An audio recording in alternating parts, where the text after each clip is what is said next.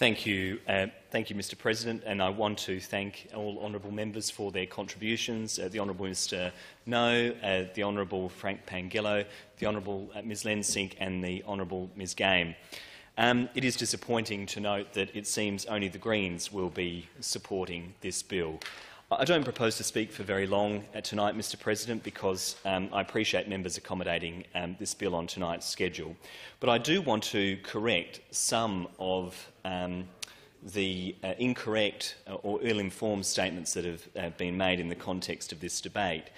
The Honourable Mr No talked about Adelaide being some sort of Nevada for affordable housing. Well, I would urge the government to turn its attention to the latest findings from Anglicare.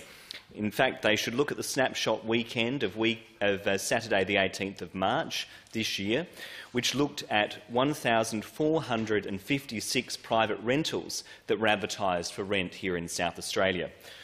That report found that just 11 or 1% of individual properties were suitable for at least one household type living on income support payments without placing them into housing stress. Just 256, that's 18%, individual properties were suitable for at least one household type living on minimum wage without placing them in housing stress.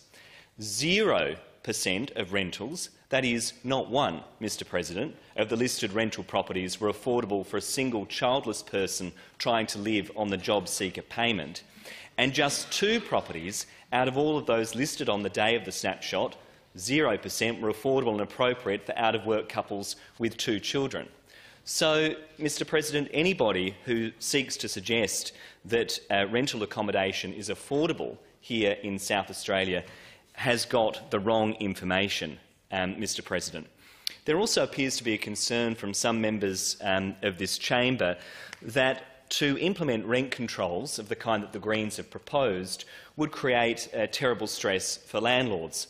I don't accept that argument, Mr President, given all that my bill is seeking to do is limit rent increases in line with CPI.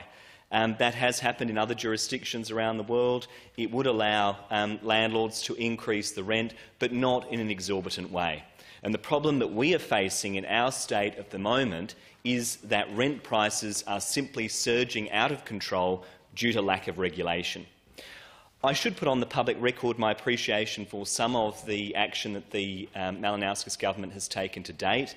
In particular, I welcome their efforts to ban rent bidding, albeit in a partial way, but I do support that, and I recognise that there's broad support for that across the chamber. They've also made some changes relating to the amount of bond that somebody is required to put forward when they're acquiring a new property, and that will be welcome relief for many renters. And they have also announced a large affordable housing spend, which I think also will have a positive impact on the market, although that will take several years for that property to come to fruition.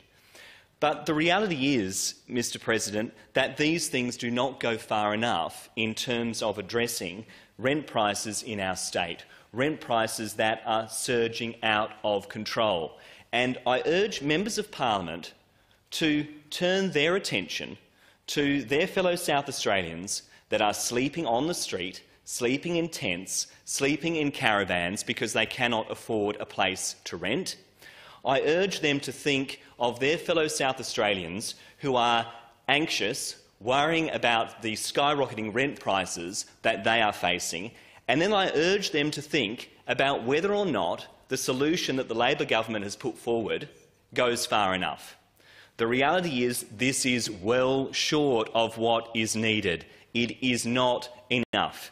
And so if there is not support for rent capping in this chamber tonight, then my challenge to the government is to come to the parliament with a clear plan to deal with rent prices.